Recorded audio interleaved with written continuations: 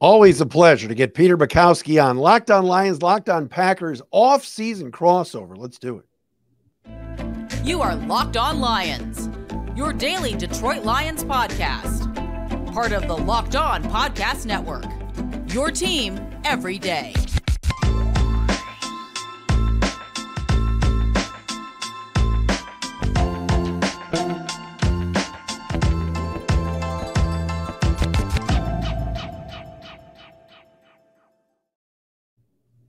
What's good, everybody? Matt Dery with you. Peter Bukowski as well. Locked On Lions, Locked On Packers crossover, a Wednesday, I should say Thursday edition. I don't even know what day it is. It is Wednesday, June 28th into Thursday, June 29th.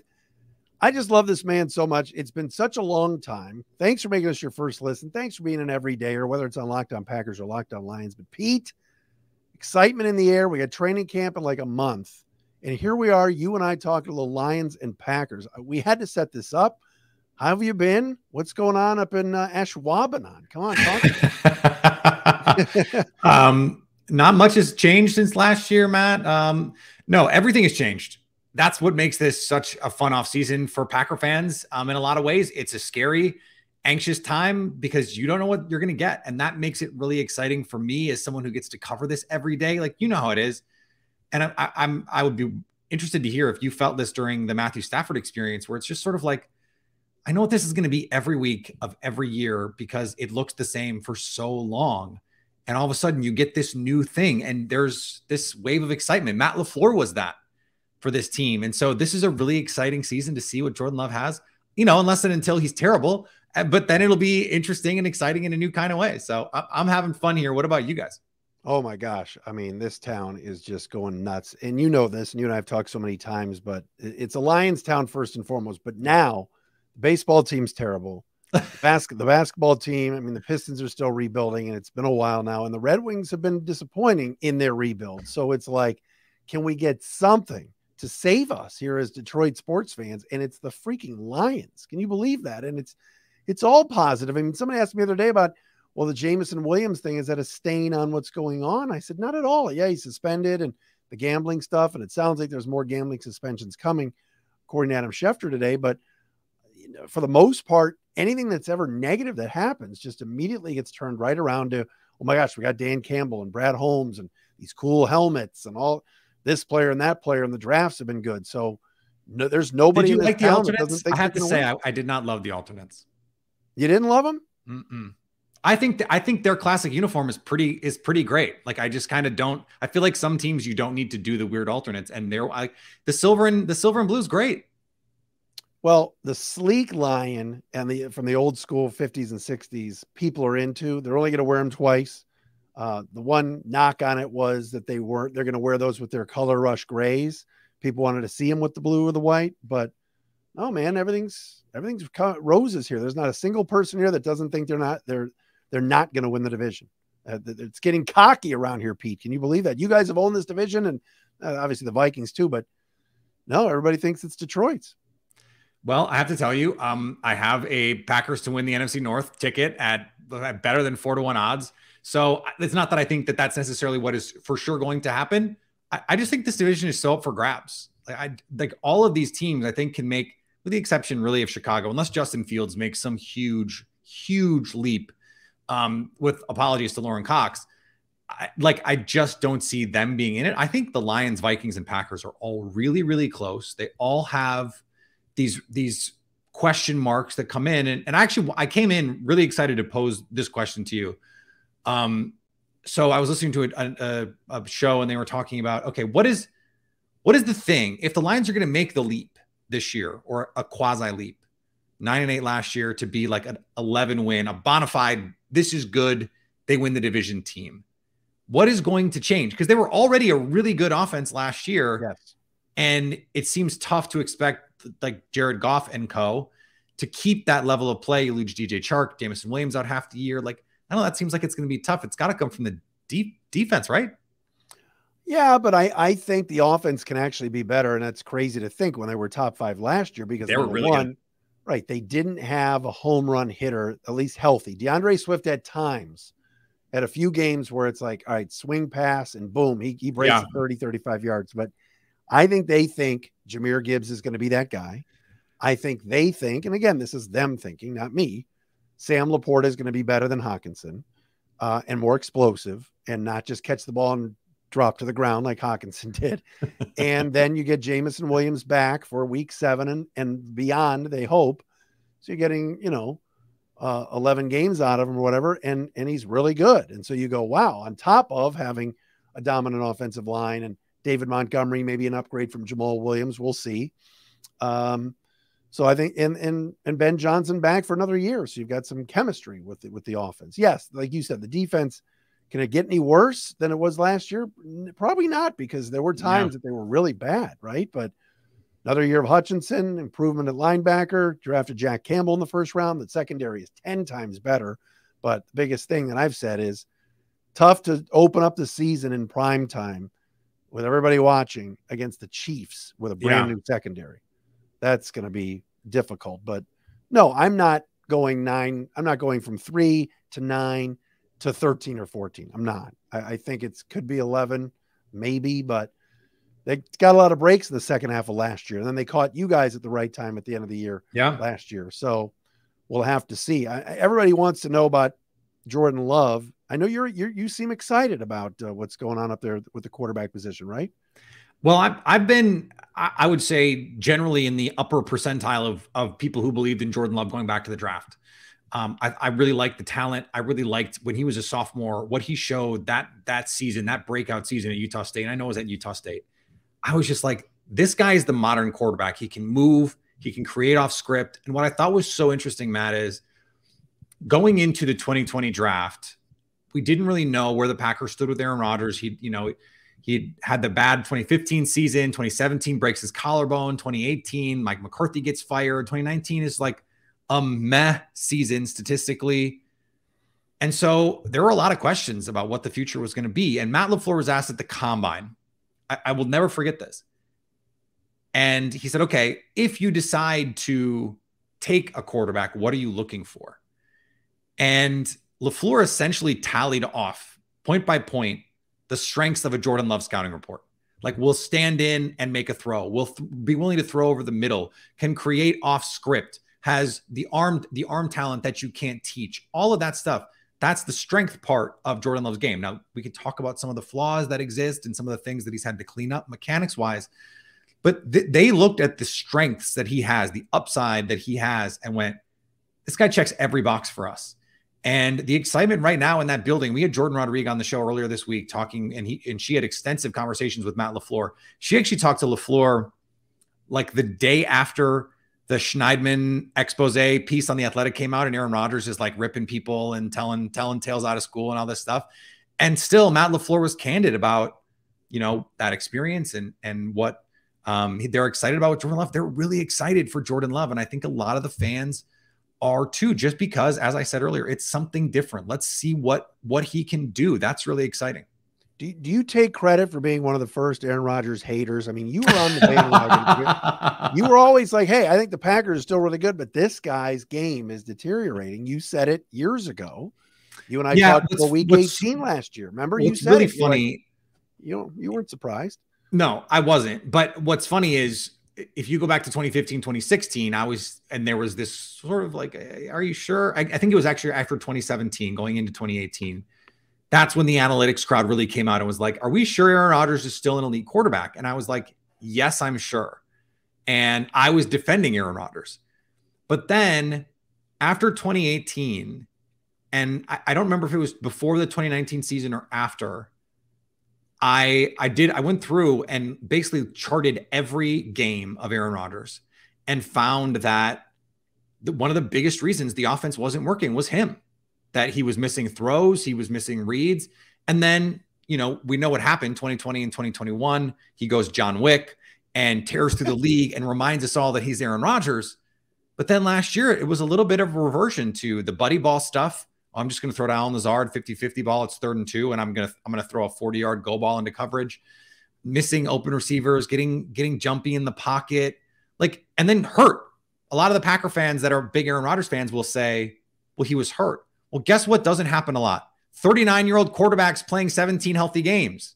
This is just part of the deal. So yes, he had a rib injury. Yes, he had a broken thumb, but he wasn't great before the thumb, and he wasn't great after the bye when the thumb healed. So what are you getting? I think it was more than anything, it was just disinterest. And that's the problem, is you're riding this Aaron Rodgers roller coaster. You don't know. Has he had his ayahuasca that day? We don't know. You're rolling out all the old bits right now. You know that. I knew you do. Got to play the greatest hits. Well, I mean, we got to get into some best and worst of what's going on in Green Bay. We'll do that with Detroit as well. Follow Peter on Twitter at Peter_Bukowski, at Dery Speaks. For me on Twitter, Locked On Lions and Locked On Packers. A little off-season crossover. We're brought to you today by our friends at FanDuel. Baseball season is in full swing. Obviously, Pete is a Brewers guy to an extent. And I don't know what to think of that team. Owen Miller's raking for them, former Guardian, so that bothers me. Want to put some money down on the Tigers as well if you're in Detroit, whatever you want to do. Place your bets at FanDuel, America's #1 sportsbook. They're the best. Customers get a no-sweat first bet up to $1,000 just by going to FanDuel.com/lockedon. You can sign up today. It's an easy-to-use app.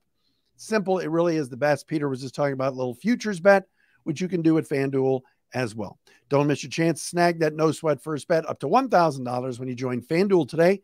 Go to FanDuel.com/lockedon to sign up. FanDuel, official partner of Major League Baseball. I was going to say the first place Brewers, how dare you, but they're now a half game out as we record this. So are they? Yeah. The Reds just couldn't lose for like a month. Well, yeah, the Cubs have played better. The Reds, remember the Pirates were on a run. Yeah. The worst team of all, and it's been consistent, is St. Louis, which makes no sense. But one of the worst teams in baseball. Yeah, which is crazy to me. All right, so Matt and Pete, we're back with you, Locked On Lions and Locked On Packers. Off-season crossover. You guys start up training camp, about a month from now? Yeah, same almost a month from today. It's crazy. So give me something no one's talking about that everybody's talking about Jordan Love, and that's it. But what else is the story there? I mean, throw something at me and I'll throw something at you too. So I think locally it's gotten a lot of play, but maybe it has not gotten to, Lions circles. And that is this rookie class is fast. A lot it's like, think of the Jahmyr Gibbs pick, but like it's the whole class. Luke Musgrave is a size speed monster from Oregon State at tight end. Elton Jenkins was on Good Morning Football recently, just raving about this guy is wild. He was tested at the Senior Bowl going over 21 miles per hour, which is like, that's wide receiver fast. Tucker Kraft, same sort of thing. He is in the 90 plus percentile in terms of athleticism, South Dakota State. And then Jaden Reed, who I'm sure a lot of your listeners know about at Michigan State. Yeah. A little undersized, but he ran in the 4.3s for Green Bay. I think officially ran in the 4.4s, but the Packers had him timed at 4.3s. I always think that's silly. Like, they have laser times, Matt. We don't need to have the hand times thing, but he's fast and is the sort of guy that can get vertical. Luke Musgrave in particular is turning heads. He is a special physical specimen. And much in the same way, I'm sure Lions fans are really excited about some of the stuff that we're hearing about Sam Laporta. Packer fans are the same, and Packers team internally, they feel the same way about Luke Musgrave, who is going to step in day one, it looks like, and start for them. And they have not had an athlete like this since Jermichael Finley pre-ACL. He's that kind of athletic ability monster. It's really exciting for the youngest. This is crazy, Matt. The youngest team of pass catchers since 1990. It's the 2017 Browns. Second is this Packers team. Average age is 23.4, which means the average pass catcher on this team is not even old enough to rent a car. Well, I liked what Dobbs did last year, and obviously Watson came on at the end of the year. But I think with Detroit, I mean, the Goff thing you got to talk about, because for the first time in who knows how long, there's an actual drafted quarterback on the roster. Now, Hendon Hooker is not going to play this year. I mean, he's going to hold a clipboard. It wouldn't surprise me if he didn't even play in the preseason and they just redshirted him, held the clipboard. But while they said publicly, Brad Holmes said it, Dan Campbell said it. Oh, we checked with Jared. We told Jared we were doing this. Jared's good with it. And Goff he's been a great leader in doing it. But in the back of his mind, it's like, all right, 2 years left on my deal. If he has a big year this year, he's going to want a big contract. He's going to want to get paid. And, why wouldn't he, the way he played last year? And, it was crazy for that week 18 game to watch Rodgers throwing it all over the stadium and Kirby Joseph, with the arm punt interception. Goff, meantime, was rolling left, throwing back to his right, hitting Raymond down the field, making throws. And so is this the season where Jared Goff kind of silences all the critics and goes back to the Rams Super Bowl days of Goff? Not saying the Lions are going that far, but just somebody that, we are going to have to sign this guy. He is the guy for the future and really establishes himself, because so many people are so excited about, like you said, Jameson Williams, even though it's week 7, being healthy, Laporta, Gibbs, Montgomery, the O-line. Hey, there's a quarterback here that, he was a Pro Bowl alternate, but he went, and I think he can do big things again this year. If there's going to be a concern though with Goff, it has always been, if the offensive line is not stellar, what is he giving you? Right. And I think that's the question, is like, okay, what if Penei Sewell misses 8 weeks, or you have, something like that? Obviously we can't predict injuries, God forbid, but it just seems like he is going to be more dependent on that supporting cast. And one thing I worry about, at least early for the Lions, is if Jameson Williams isn't out there, they are slow. Like DJ Chark was a huge part of their ability to get vertical last year, opening the middle of the field up for Amon-Ra St. Brown, who is an awesome player. And I still think part of the reason the Packers didn't draft him is because they had Equanimeous St. Brown on the team, and it was weird, and they knew they were going to cut EQ. But that's a different story for a different day. That would be the thing. Like, how much can you just be Ben Johnson's scheme lord in year 2, or a team's going to be better scouted for your stuff? I think that's going to be the big question for me, because I've always kind of been higher on Jared Goff than I think most people are. He's talented. Arm talent. He can make every throw. You mentioned rolling left, throwing back across, finding guys open. He can throw sail as well as any team in the league. Like, just drop that in the bucket. But if it has to be off schedule, and the Packers did a pretty good job of keeping him off balance last year. If you look at the 2 games that the Packers played against him, he's minus EPA in both of those games. 2 of the best defensive performances of the season, frankly, from the Packers, and yet they lost both of those games. And so that's the concern, right? That can they, if there's a loss in pass protection, or you don't have Jameson Williams out there, then what does Goff looks like? And that would be where you need Jahmyr Gibbs to immediately come in and hit home runs. Well, that's the thing, Pete. You're right. Without JMO, they don't have the greatest speed receivers, but I think Ben Johnson's going to have Montgomery behind Goff, and Gibbs in motion, Gibbs in the slot. There's going to be defenses point why is he out here? And because he can catch. So led Alabama in receiving last year. Right. When the draft happened and he got picked 12th, and we all went, what are they doing? A running back at 12? Are they out of their minds? This isn't the 80s. And then they went middle linebacker at 18, and I was really pissed. But then days later, you go, I see it. And they find a way. I mean, it's so unlike the Lions to actually have a plan, have people on the same page. They're organized. And an assistant coach that everybody thought was leaving decided, I'm going to take my name out of the running for the Panther job and other jobs and stay. It's unheard of, dude. It's like, it's everything that we always thought the Packers were here in Detroit, how organized and buttoned up they were. Now the Lions feel like it's the same thing. It's crazy. Isn't that a credit though to my guy Dan Campbell? Like, isn't that your guy? Part of understanding that, like, when you build something from the ground up the way that they did, and you do it the right way, and all of the cliches that I can spout on this, and all of the cliches I'm sure Dan Campbell spouts, for whatever reason, they buy it. They believe it. They understand that they're doing something, and they're doing something for a reason. Like you mentioned, having a plan, even if the plan is sort of mid, having a plan and having people buy, and I'm not saying that it is, I'm just saying, even if you have a mediocre plan, having a plan and getting people to buy into the execution of that plan is an advantage, because you look around the league and there's that great Bill Belichick line, and I forget who said it to him, but it was just like, half the teams are going to get out of your way. All you have to do is not be one of those teams that gets in your own way. And I think that the Lions have become a team that for years and years and years, they were a team that would just get out of everyone else's way. They'd beat themselves. No and if they're not going to do that, they're going to be a pain in the ass to play every week. That was true 2 years ago when they stunk. They were still a pain in the ass to play every single week because they believed in what they were doing. And so I think that this is something that they're going to be able to sustain. I think they're going to find new coaches who want to come in and be a part of what they're doing there. And that is a weird place to be right now in the year of our Lord 2023, but it's really cool for the Lions. Let's talk about a little best and worst. We did a little best. Let's talk about some worst. We'll do that coming up next. Matt and Pete with you, a little crossover edition. Locked on Lions today, brought to you by Marg's Sparkling Margaritas. You guys know I love a good drink, especially after doing the podcast, a little dinner, whatever it is. And I want a replacement for White Claws and High Noons. That is why I stumbled upon Marg's, M-A-R-G-S, refreshing, ready to drink, sparkling margaritas. They've officially become my go-to cocktail. They got 5 unique flavors, and they're great. You can get them easily online as well. Just go and check it out at SIP, S-I-P, Margs, M-A-R-G-S, sipmargs.com. And online will tell you where to go find a retailer near you. Cool, refreshing, great for backyard barbecues. And as we get closer to the season, of course, with football right around the corner, tailgates. Visit sipmargs.com now to find that retailer near you. You got to be 21 and over to enjoy. Cheers. And please drink responsibly from our friends at Margs.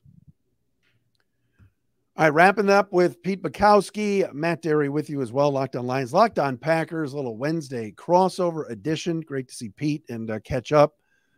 All right, man. So, there's a lot you said you liked still about the Packers. There's plenty of people, including folks you and I off air were talking about, that are picking them to finish last. But what does genuinely concern you outside of the inexperience of the quarterback? Just that they have not figured out what's going on defense. That, they kept Joe Barry, and they didn't make any significant sort of upgrade elsewhere. They didn't sign a safety. They let Adrian Amos walk. Darnell Savage had his worst season as a pro last year, and they didn't really do anything to address the safety position. That was a position of weakness last year. There was just a really cool graphic about average separation with corners in man coverage versus zone coverage. And Eric Stokes, we said Eric Stokes had a down year last year. Well, he was like top 5 in separation in man coverage. He is still an awesome man corner. They just play a lot of this soft quarter zone, and you're just kind of like, what? Why? Like, you have the guys to do it, and so much of that is on Matt LaFleur at this point, because this is his second defensive coordinator. One of the reasons why he picked Joe Barry, and I'm reading between the lines on this, is that he wanted to have a little bit more say. Matt LaFleur did. He felt like he was having to hold Mike Pettine's hand on some of this stuff. And so he thought, well, why don't I just hire a guy who's going to do what I say? And I think, unfortunately, they've outsmarted themselves a little bit on that one. Coincidentally and ironically, in some ways, they were best at the end of the year playing some traditional cover 2. The old Rod Marinelli Tampa 2 that they're running in Detroit when Detroit was terrible with Joe Barry. Don't say and it worked. That's the thing. You have Jair Alexander, Russell Douglas playing squat corner. They were doing it. It was working. It was a weird thing to watch and go, this is kind of, no, they're doing some interesting things, playing some cover 6, still mixing in some quarters. But that's the part of this that makes me go, do they really have this figured out? If you're going to be optimistic, you're going, okay, Lucas Van Ness has a chance to come in right away and be impactful on the defensive front, whether at edge, whether inside as a pass rusher. They drafted a couple guys on day 3, Colby Wooden and Carl Brooks, who just look like they are ready to go, come in and be pass rushers for you right away. But can you stop the run? Like, if you play a Detroit Lions team that wants to come downhill, and here comes David Montgomery, here comes Jahmyr Gibbs, and then you have to stop that. Plus you have to deal with the Amon-Ra St. Brown in the middle of the field and Jameson Williams getting vertical. That makes life much more difficult. So it's going to be the defense, which is funny because the defense has way more talent than the offense right now. But I don't have full belief in the people with the keys to this defense right now. They don't have a clean driving record as far as I'm concerned. It's interesting because the Lions defense is so much better on paper. The question is going to be, can future head coach Aaron Glenn, can he get the most out of them? And can they perform better statistically and not be a bottom 5 defense like it's been? But like I said before, the upgraded secondary and Chauncey Gardner-Johnson and Cam Sutton and Mosley, they've upgraded in a big way. I mean, it went from, hey, can Okudah be our best corner, to at one point before they released him or traded him, to the Falcons, Okudah was like corner number 7. So they're stacked back there. I don't love that they're opening against Mahomes, but I think that's going to be a good group. I would still say that You mentioned running the football against, last year when the Lions went into Carolina, and I know the field conditions were terrible, but they just got their asses kicked and got, clobbered by Carolina's run offense.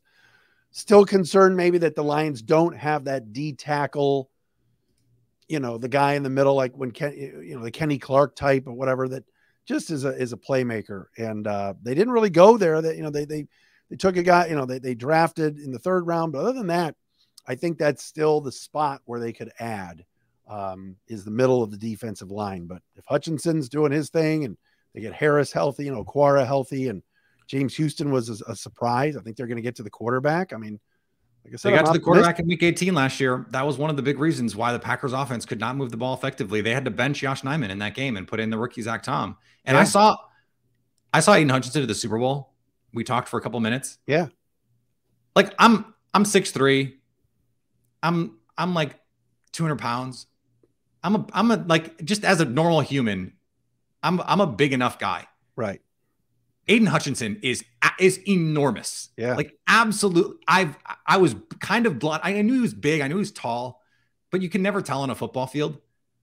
Like, holy crap, that guy is enormous. And I just would hate to have to block that guy. He seems like he's going to be really good for a long time. I think Jacksonville overthought it, and Detroit ends up being the beneficiary of it, because to me, Hutch was the clear #1 overall player in that draft. And I kind of can't believe that the Jaguars missed that opportunity, but that's a different story for a different day. No, it is, but it's interesting. You bring up a good point. I thought Glenn did a really good job in the second half of the year, especially the 2 games against the Packers, where all of a sudden Hutchinson's dropping back in coverage. He can do it. And you're utilizing. Got an interception against Justin Fields. Right. So, and Aaron Rodgers, dang it. That's true. Although, didn't that bounce off of a helmet? What was that? That was the first one. The second one was they were trying to do a throwback to David Bakhtiari. Yeah. And Rodgers, it was one of the dumbest play calls I've ever seen the Packers call. And then it was one of the worst throws I've ever seen. Aaron Rodgers with a turnaround jumper, trying to throw the ball. And Hutchinson was just like, thank you very much. I don't even know why I'm going to ask you this to wrap this up, but like, how many wins for the Jets are you predicting? I believe I have an under 9.5 ticket for them, but I think that they're probably in that 9 or 10 win range. Like, people acting like they're going to be a 12-win team and be a real competitor in the AFC. I just don't see it. I just don't. Like, they were the healthiest defense in the league last year by adjusted games lost. Breece Hall, when is he going to be healthy? Aaron Rodgers is apparently like designing the offense, which I have a lot of questions about. They're going to be running like this was the conversation. You'll appreciate this. They wanted to run the scheme that Nathaniel Hackett's dad helped pioneer, which means going back to Marty Schottenheimer. Like he's like, okay, well, we could run the Matt LaFleur offense that's sweeping the NFL right now, that the Lions are running with Jared Goff and the Vikings are running with Kirk Cousins and everyone's running. Or we could do something that hasn't worked since 1994. Let's do that. Let's try that. Like, I just think that there's potential for this to absolutely explode. I'm going to be here for it either way. I will be there week 1, Monday Night Football in New York for that game. I believe it's got to be there. And I can't wait. Yeah. Pete, great to see you. Thanks for doing this. And it was a lot of fun. Obviously, we'll get it when we get closer to the season. We'll do some more, but had to get an update on what's going on, and hopefully your listeners with the Packers as well get an idea of what's going on in Detroit, because it's all rainbows and roses and sunny days every day here in Detroit. It's crazy. I love it. Thanks, Matt. You got it. Peter Bukowski, Locked On Packers. Matt Dery, Locked On Lions, little summer crossover. Thanks for making us your first listen, checking us out wherever you get your podcast. Don't forget Pete on Locked On Packers on his YouTube channel. Please subscribe there, and Matt Dery here on Locked On Lions for our Locked On Lions YouTube channel as well on a Wednesday edition.